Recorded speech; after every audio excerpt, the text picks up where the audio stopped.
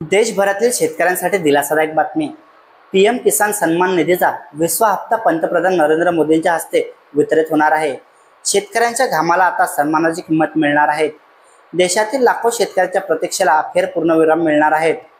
केंद्र सरकारच्या महत्त्वाकांक्षी पीएम किसान सन्मान निधी योजनेच्या 20व्या हप्त्याची वितरणाची तारीख जाहीर झाली असून 20 जून रोजी पंतप्रधान नरेंद्र मोदी यांच्या हस्ते या हप्त्याचे वितरण होणार आहे. देशातील करोडो शेतकऱ्यांच्या बँक खात्यात एकाच वेळी ऑनलाईन पद्धतीने निधी ट्रान्सफर केला जाणार आहे. त्यामुळे खरीप पेरणीच्या सुरुवातीला शेतकऱ्यांना मोठा आर्थिक दिलासा मिळणार आहे.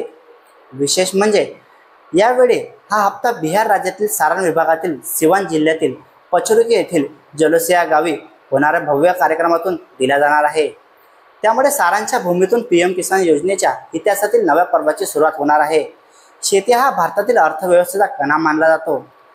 त्याला बळकटी देण्यासाठी केंद्र सरकारकडून वर्षाकाठी 6,000 रुपयांची आर्थिक मदत पीएम किसान सन्मान निधी योजनेद्वारे दिली जाते. या मदतीचे 3 समान हप्ते शेतकऱ्यांच्या खात्यात थेट जमा केले जातात. या योजनेअंतर्गत दिला जाणारा 20वा हप्ता हा भारतातील सर्व शेतकरी बांधवांसाठी अत्यंत महत्त्वाचा ठरणार आहे. यावेळी पंतप्रधान मोदी केवळ आर्थिक मदतीचे वाटप करणार नाहीत, तर मेक इन इंडिया उपक्रमाखाली भारतात तयार झालेले डिझेल रेल इंजिनची पहिली खेप आफ्रिकन देश गिनीला निर्यात करण्याची ऐतिहासिक टप्पाही साजरा करणार आहेत. मथुरा येथील झालेल्या रेल इंजिन कारखान्यातून उत्पादित या इंजिनाची ही खेप भारताच्या औद्योगिक सामर्थ्याची नवी ओळख ठरणार. खरीप हंगामाच्या उंबरठ्यावर शेतकऱ्यांना भांडवली मदतीची नितांत गरज असते. बियाणे, खत, औषधे व मशागतीसाठी मोठी रक्कम शेतकरी खर्च करतात.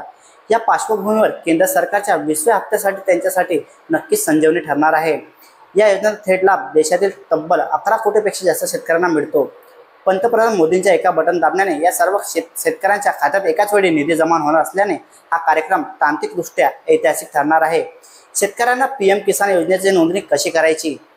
जे शेतकरी अद्याप या योजनेचा लाभ घेत नाहीत त्यांनी पीएम किसान सन्मान पोर्टलवर जाऊन ऑनलाईन नोंदणी करावी. त्यासाठी आधार कार्ड, बँक खात्याचा तपशील, भूधारक प्रमाणपत्र आवश्यक आहे. स्थानिक कृषी कार्यालयामार्फत अर्ज स्वीकारले जातात.